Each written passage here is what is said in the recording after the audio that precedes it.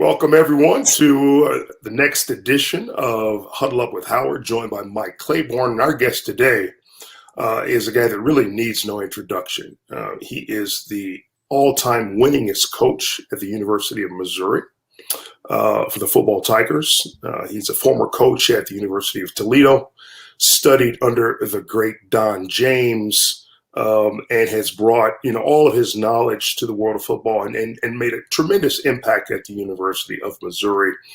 Played with some illustrious characters at Kent State University, and it's our pleasure to welcome Coach Gary Pinkel to Huddle Up with Howard. Coach, thanks for joining us today. How are you? Well, I'm doing great. Thanks for having me. It's always fun to talk about Mizzou and all the things that we do. And you guys look like you got a really good show going here.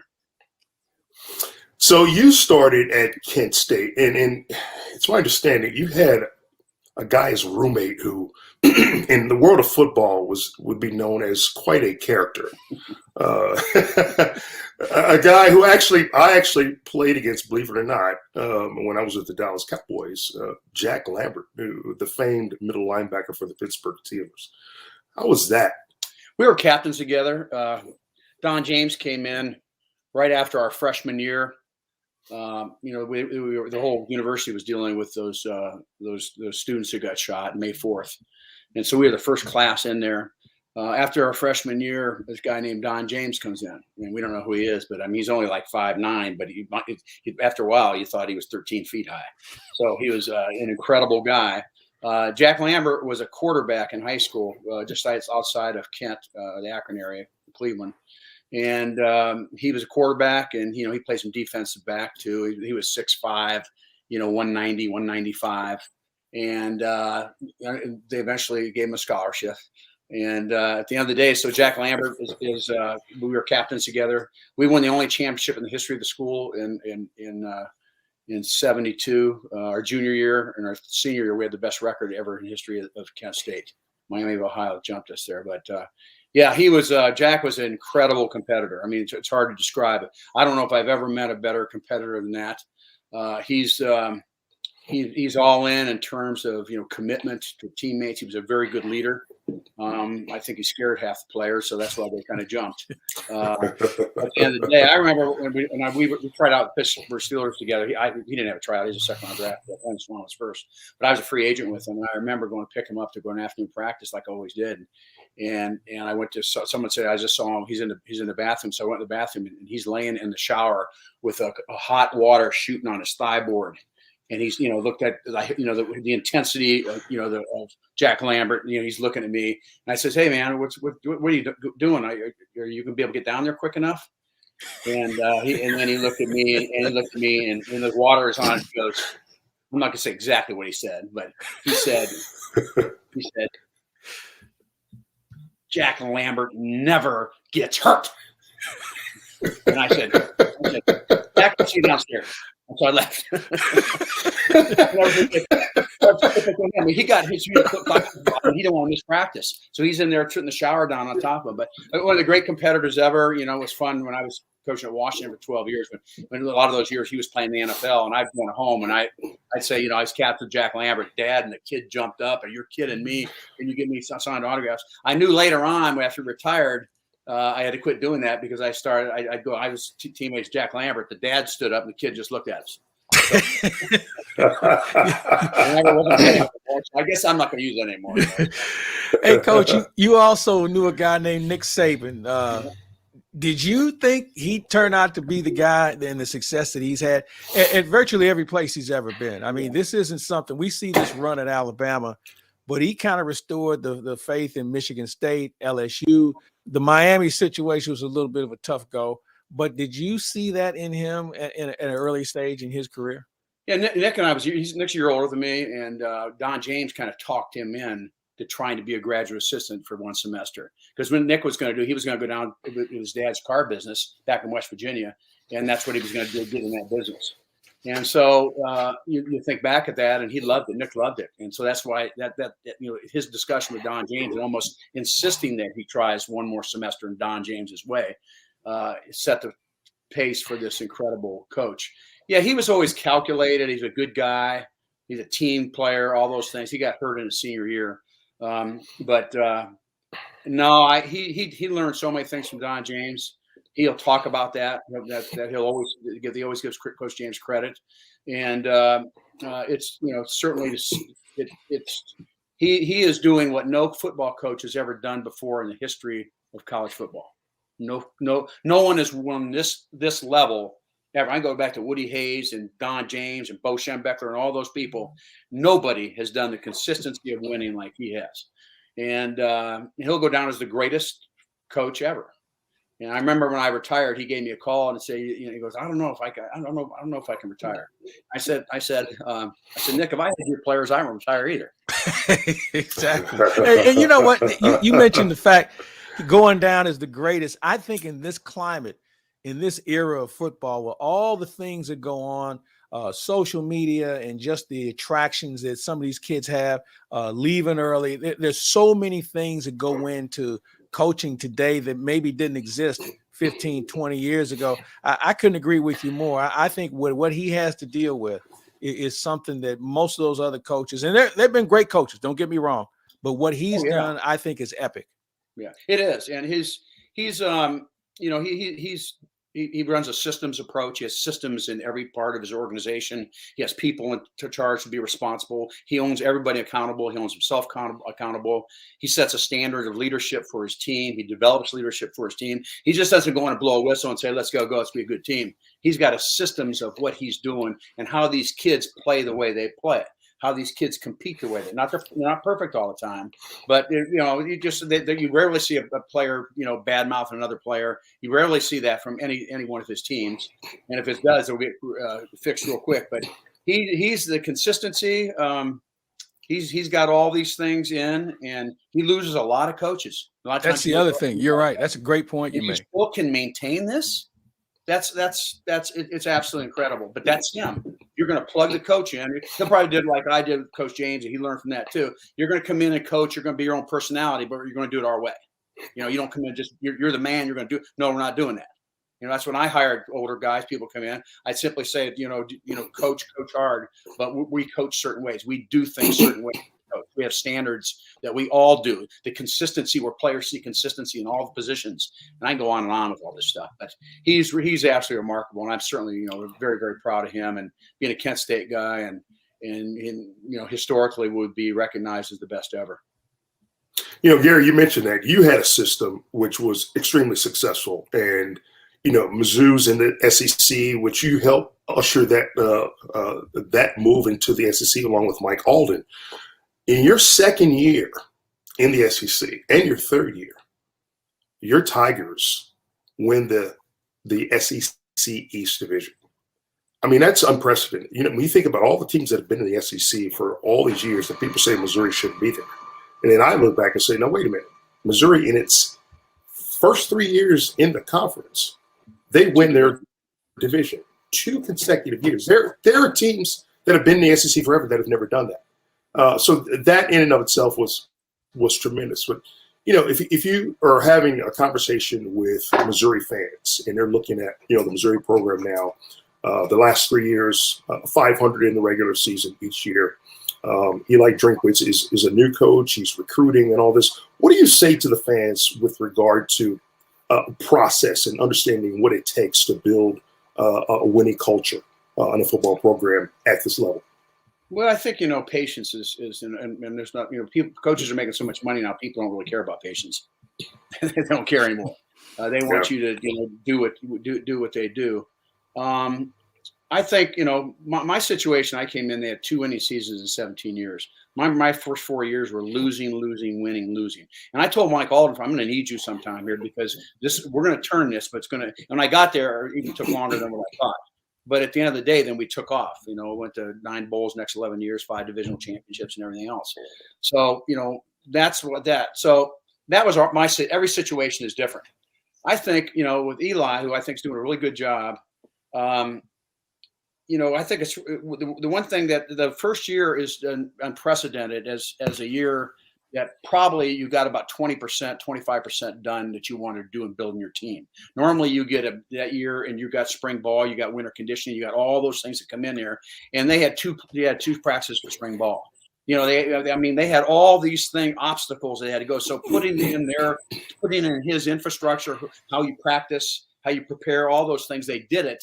But it was not, I mean, you don't even have a chance to do it to the level that he would have if it wouldn't have happened. Now he doesn't use that as an excuse, but that's reasoning, and I think it's intelligent reasoning. So it's not going to be easy. The league is tough. I mean, the league is tough, and I really think that next year is going to be a big year for us.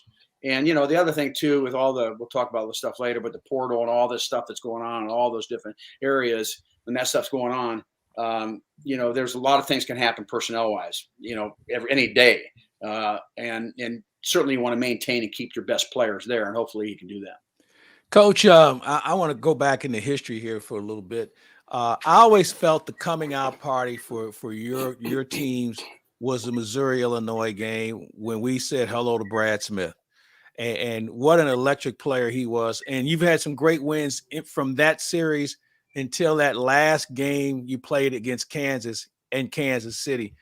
Talk about those two situations, if you would. Well, they were. I mean, that's that you talk about the game, in Illinois when Brad's coming out party there too. We had a few of those in a couple of years in a row of different players, fortunately, that were like that.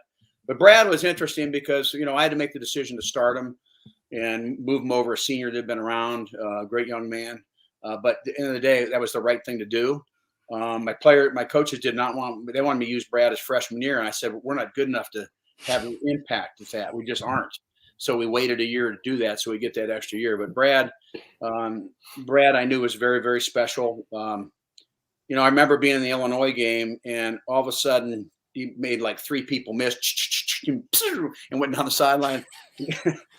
Our fans were going crazy, and I told our defensive coaches afterward, during the summer and our scrimmages, I said we had to tag him. Okay, so all our coaches would tag him.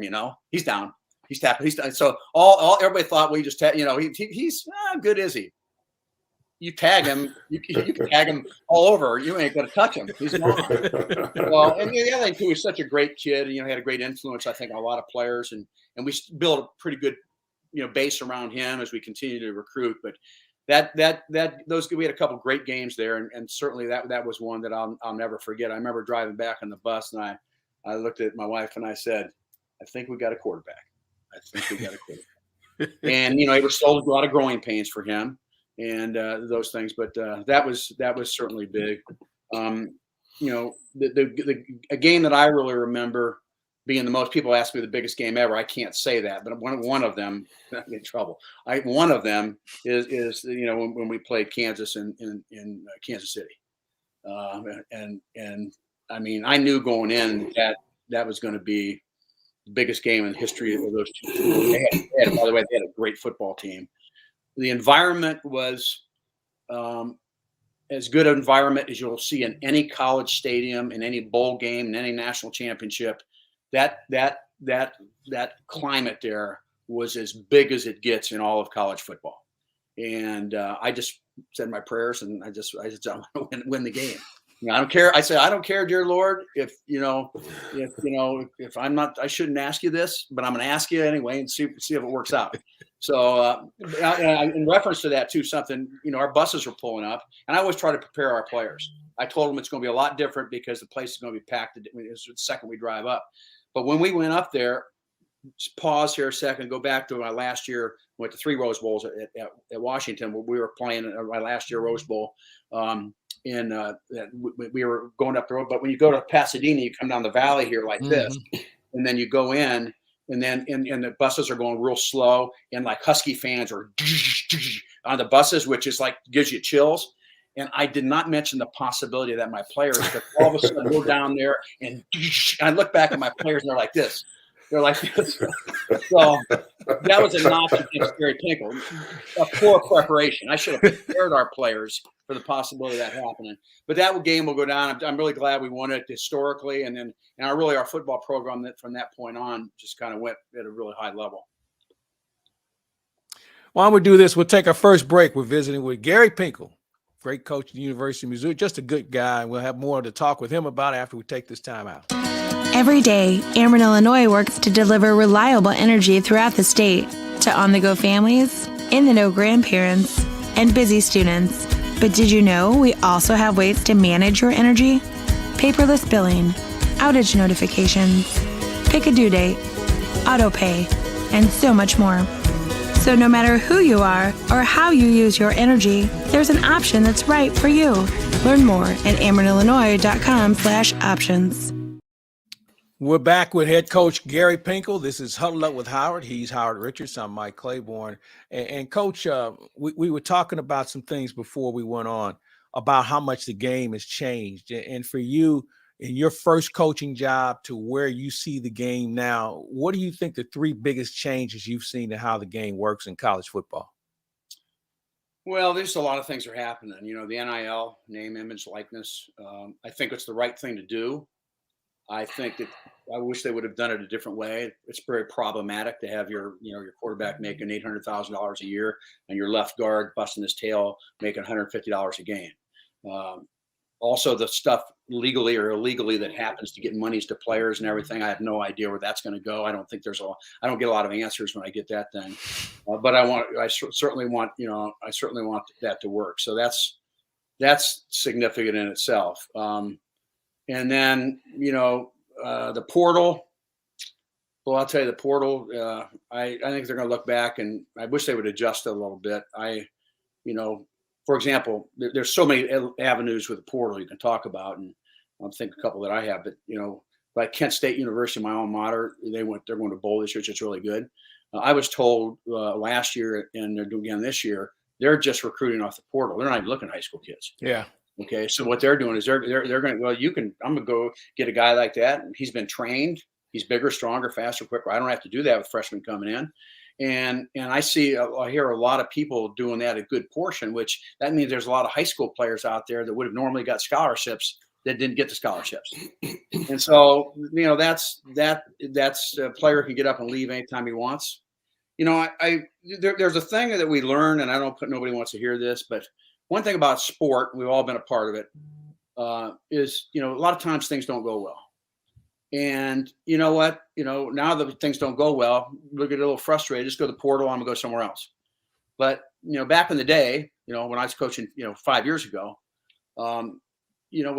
when something went bad, you get up, you brush the dirt off, you put your helmet back on, you go freaking go, and you overcome that. And those things, I'm not going to be cheesy. I'm just being honest. That helps apply you for the rest of your life. There's things that you learn from those adversities. And that's one of the great things about sport. Well, in a lot of respects, they've taken that out. It just is eliminated. So I really wish there was a 2-year where they were supposed to say 2 years. Okay. Then after that, they will have, 4 years of eligibility if you want to give them 4 after that, from that standpoint. I think if they did that, there would be a little bit more base and be a lot less people flying all over the place and going around. So that's the only adjustment I would make with that. But I'm not a big favor of that. But I want college football to work. So, you just want to make sure you'd like to think it would. And you mentioned players transferring in the transfer portal. This past weekend, there are a number of changes, really significant changes in college football in the form of coaching. Lincoln Riley chooses to leave University of Oklahoma and becomes USC's head coach. Brian Kelly does the same, leaving Notre Dame in a lurch and heads to LSU to become its head coach.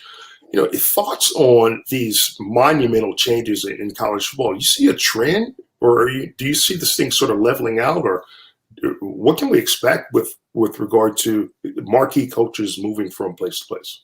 Well, there's money. Big dollar signs are up there. It's crazier than it's ever been, but that's just the entertainment world. That's what we're a part of. Music, movies, whatever. We're sports in the entertainment world. I think it's, for example, Lincoln Riley, I'm well aware of what went on there because my nephew's the defensive coordinator, Alex Grinch, that worked for me here, and Right. and he went with him to USC, and I didn't talk to him directly, but I think it was brilliant on his part. Why would you want to go to the SEC? All those teams in there, it just made people don't want to hear that, but I'm being honest with you. Go to the Pac-12 or they've or whatever the number is right now. In terms of they've had struggles, Washington struggled a little bit, Oregon's up and down. SC was like Alabama when I was coaching at Washington back in the day. So they have the potential to get there and be there again. But they're going to bring a marquee team in, which is going to help maybe even draw another marquee team to come to them. And in terms of SC, and I think he'll do an exceptional job. But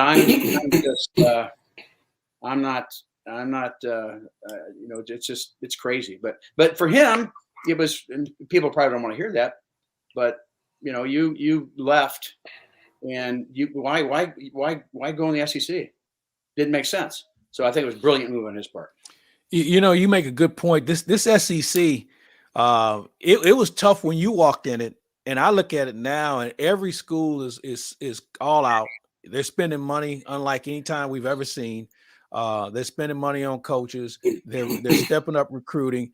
It's really hard to run any sort of table. And that's why, as we talked about Nick Saban earlier at Alabama, I mean, he's in a stratosphere unlike anything we'll ever see, because I don't think we'll ever see another program dominate in the SEC like that. And from a coaching standpoint, you talk about job security, there is none. This is why I think these guys are getting paid as much money as they are.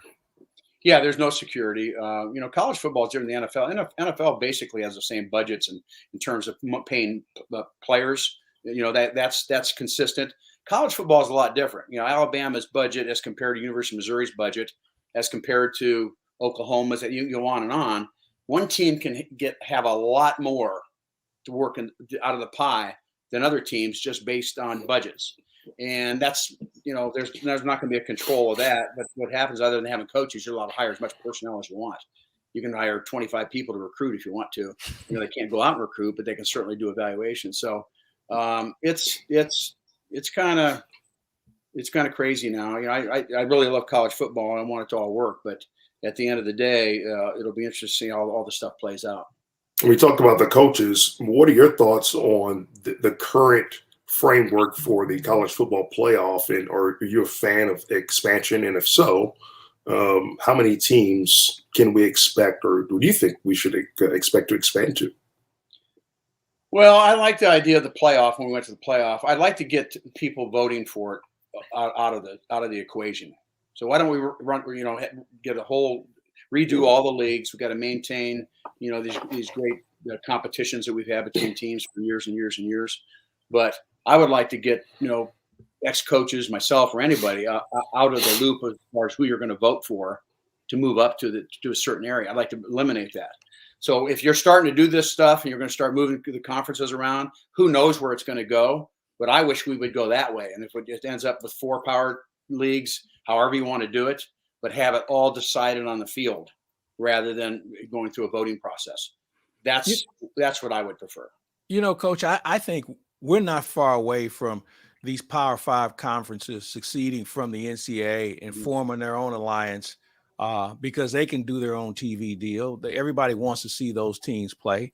And I think they'll come up with a better or more fair playoff setup than what we've seen now because we don't even know what the real number is on how many teams should be in. Along with this, the more playoff games you add, that's more games for a kid to have to play. And we're approaching, 16, 17 games, which is the same schedule that NFL players making. And that takes its toll not only on the athlete as a student, but also on his body. Yeah, I just think there has to be some, there's got to be a big plan to somehow make that work, or controlling the number of games. I agree with that. You might have more playoff type games than you do standard games. You might go down to 10, and then after 10, then it's built like the NFL a little bit in its own way. Again, I've never tried to put it together, myself, but I think that, getting to that point and sitting down and then, trying to divide the teams up in leagues and things like that, I think, has a lot of merit. but we'll see. It's just like kind of this vote here. It's going to come out now. The vote's coming out. What are we going to do? What's going to happen now to Cincinnati?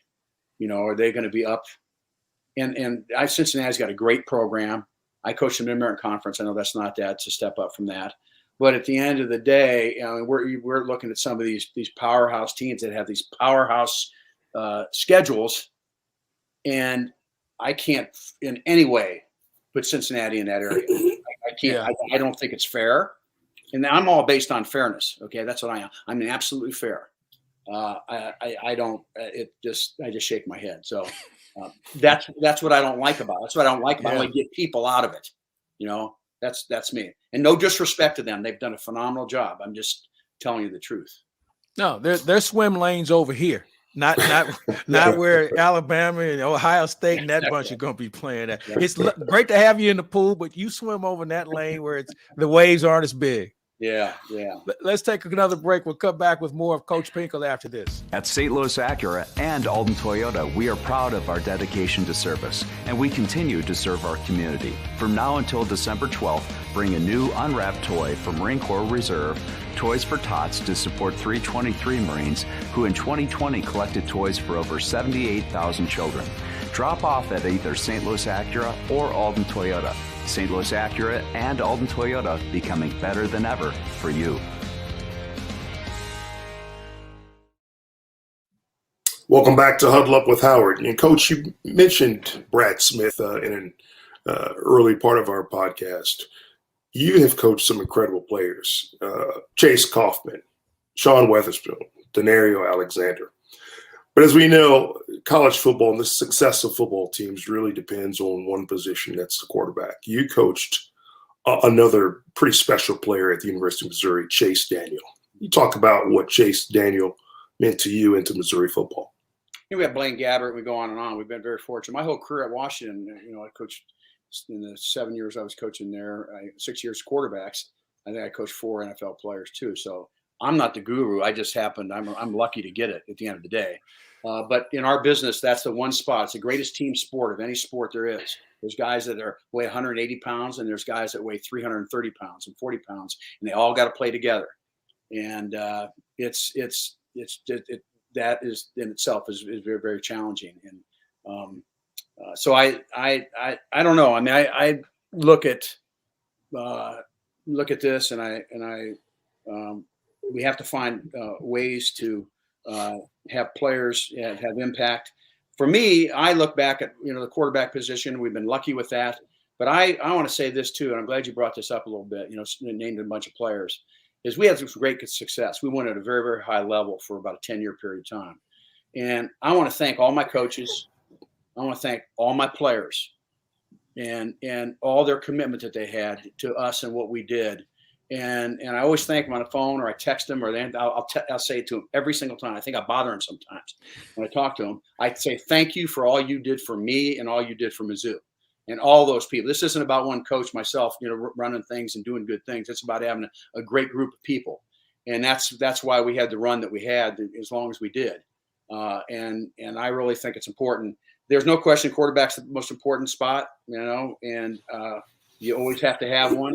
If you don't have a good quarterback, you're just not going to be successful.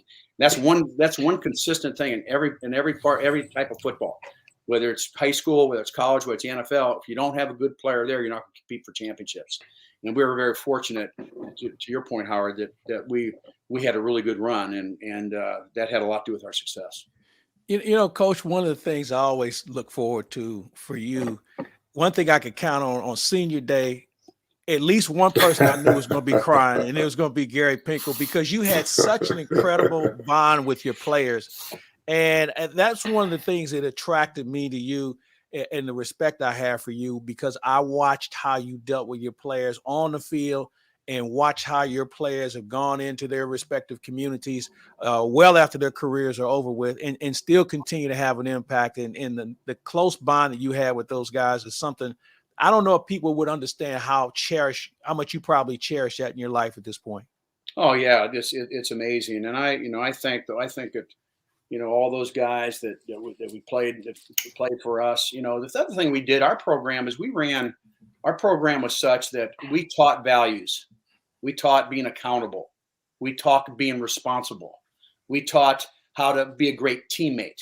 Okay. And we just don't have a meeting, be a great teammate, let's go. Mm-hmm. I'm talking about setting standards for who you are and get your leadership involved and get your coaches involved. And that's kind of how we did things. You don't turn this team into a really close, tight team by just, having a couple meetings and say, let's move on. You create that environment. And we've created that environment with some incredible, great kids. But it's nothing easy about doing that. But we did a lot more, and I feel very good about this.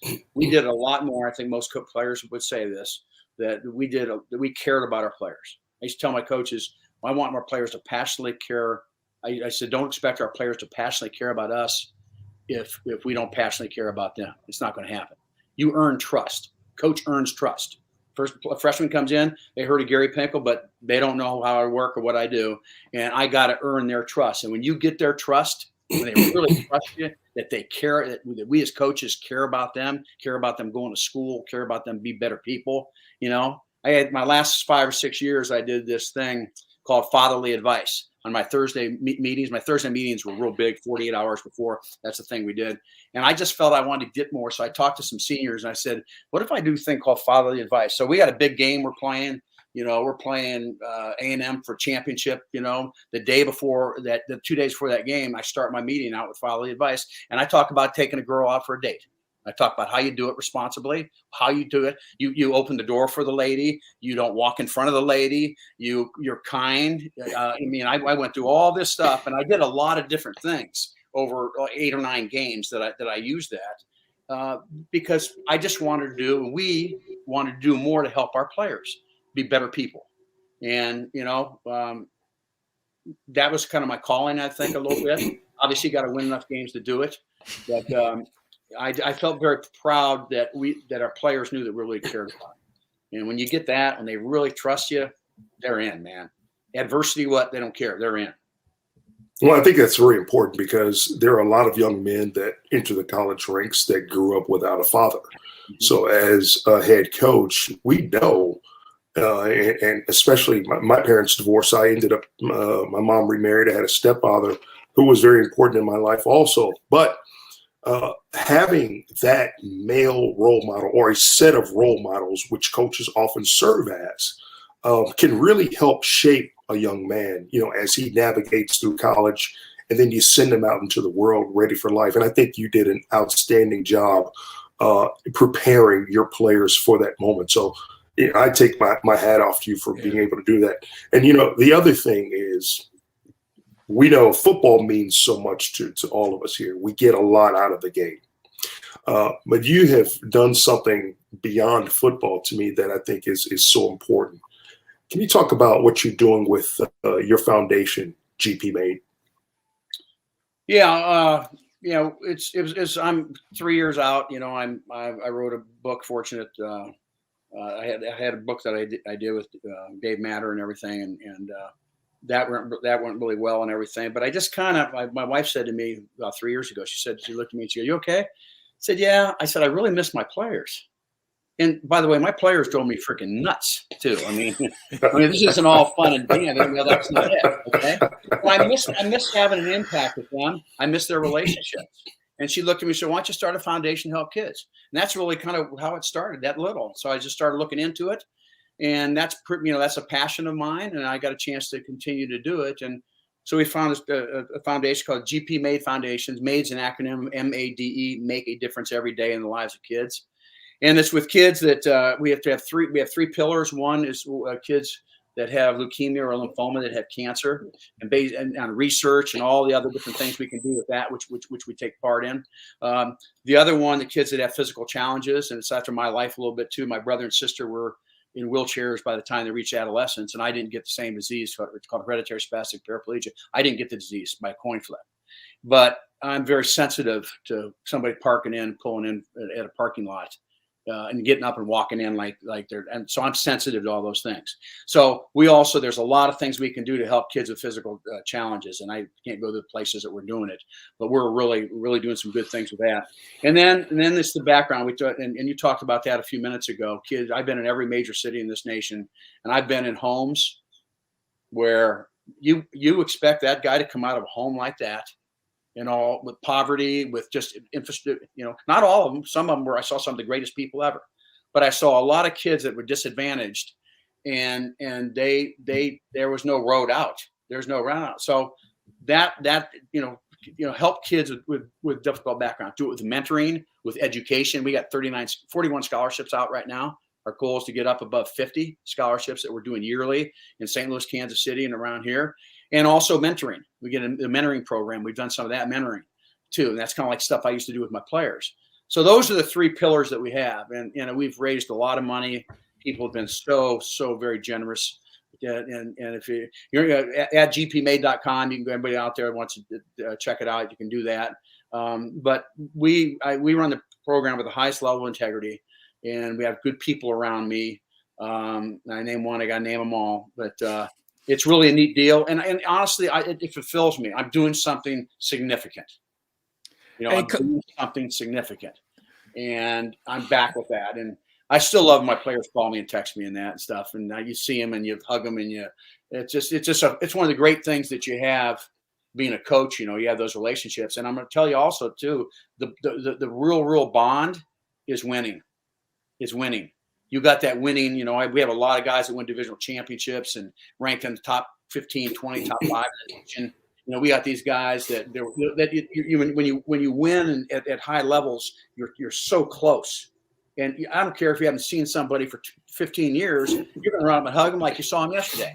And I did that at Washington. I went out with Don James at his funeral a couple of years ago, and I saw players there I hadn't seen for 20 years. And we're hugging each other like I saw him the other day at Starbucks. One of the great things, keep me going on and on, but those things are really, really special. Hey, Coach, before we get out of here, my final question for you. One of my favorite nights in football was when you and Mike Martz hosted a high school coaches clinic at Rams Park.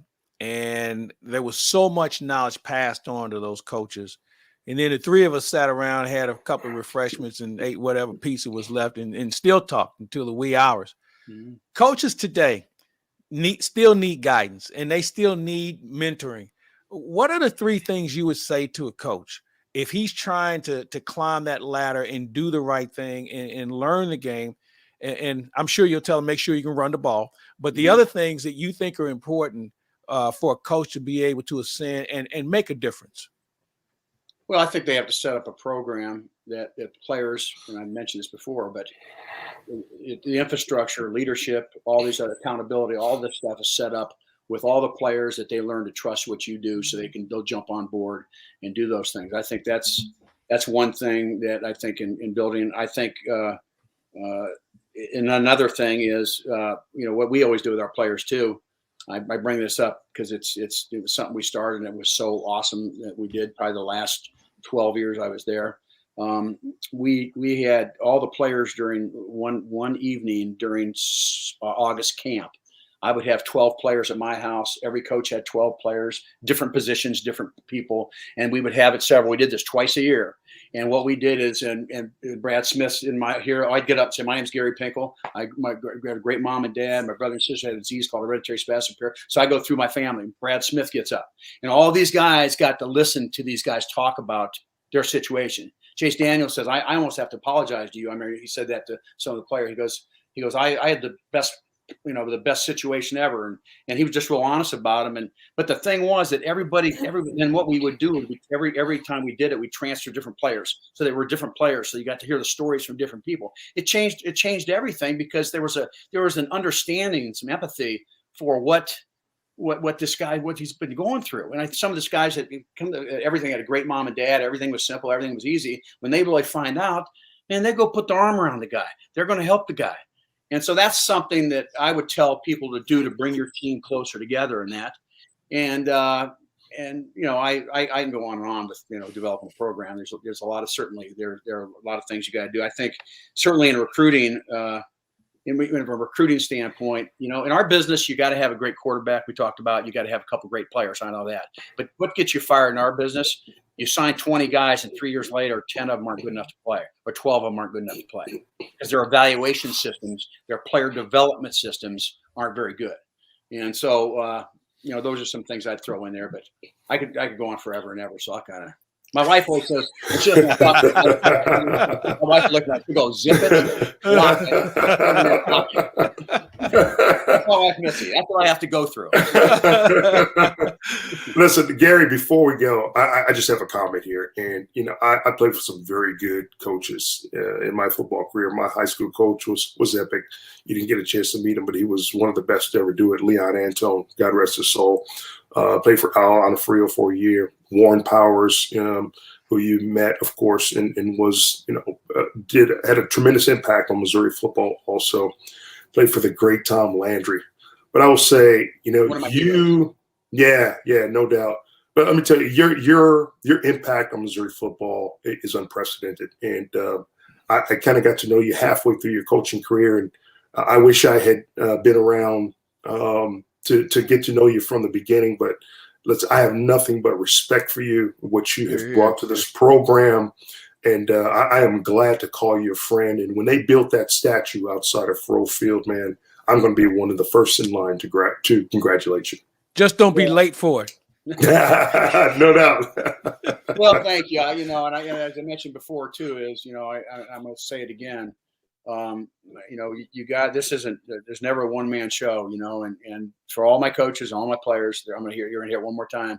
Who played for me? Thank you for all you did for Mizzou. Thank you for all the things that you made a difference with. And I'm really proud of you. And my thing with all my players now is I just want them to have great families and apply what they've learned, from being a good person and being accountable, all those things we talked about, to their daily lives. And I hear it often. So that's very rewarding for me. But very kind to you. This is about a lot of different people. Gary Pinkel, it's been a blast to have a chance to catch up with you and reminisce a little bit, but also get some great knowledge. Thank you for being part of Huddle Up with Howard. And let's get together here real soon. We can't take days for granted anymore. Yeah, that's right. Thank you, guys. I appreciate it. Thanks, Howard. Thanks, Gary. Appreciate it. Yeah. The only thing faster than this supersonic golf cart are the closing times at thehomeloanexpert.com. Mortgage rates on the twos, and we have a 21-day closing guarantee. Apply online today at thehomeloanexpert.com.